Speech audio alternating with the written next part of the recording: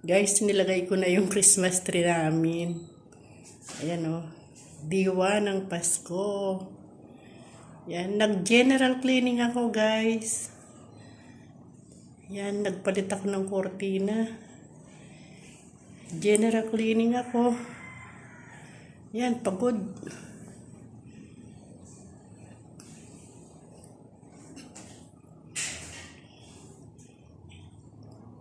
Yan. Naglinis na ako. Nilagay ko na yung Christmas tree. Yan. Tapos nagpalit ako ng kortina. Ito yung pinakasala namin, guys. Kung saan ako nagla-live dun sa kabila, dun sa yan, dyan, sa may mesa. Dyan ako nagla-live, guys. Bali, ito yung sala namin. Pagod si Mami. Yan. Nagligpit ako. Maganda yung malinis yung bahay. Yan. Pinalitan ko na yung kortina namin, guys.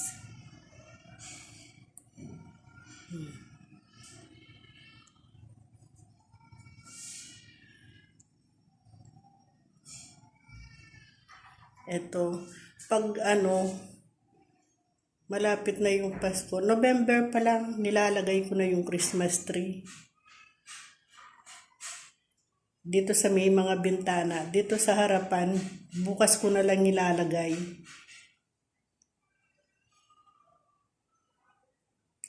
Ako lang mag-isa. Kaya hindi ko miniminsanan yung paglilinis.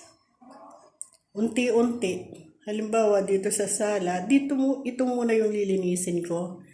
Tapos, kinabukasan, sa may dining, yun ang lilinisin ko ulit. Tapos, kinabukasan, sa kusina, yan. Ayan si Mami ko. Pagod siya. Pagod.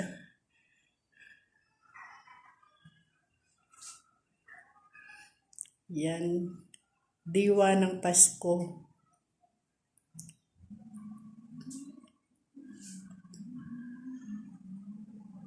Pag November, pagkatapos ng All Saints Day, nilalagay ko na talaga Christmas tree.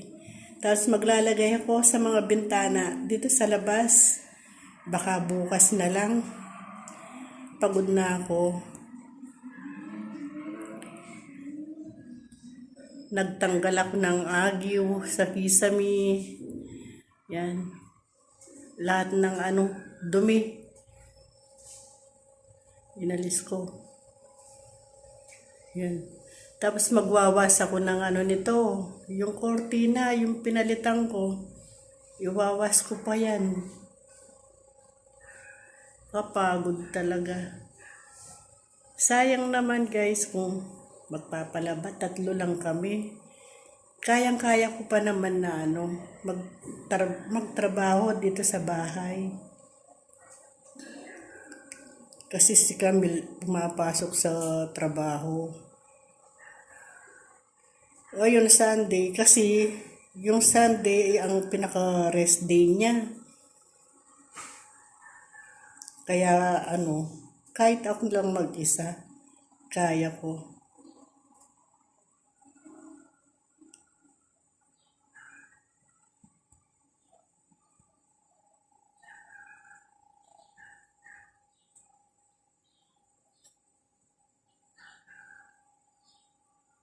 Kulang pa yung yung Christmas light. Napundi yung iba. Magpapabili na lang ako ulit. Kulang pa Bibili na lang si Camille. Bye-bye na po, guys. Minakita ko lang yung ginawa ko. Yung paglilinis.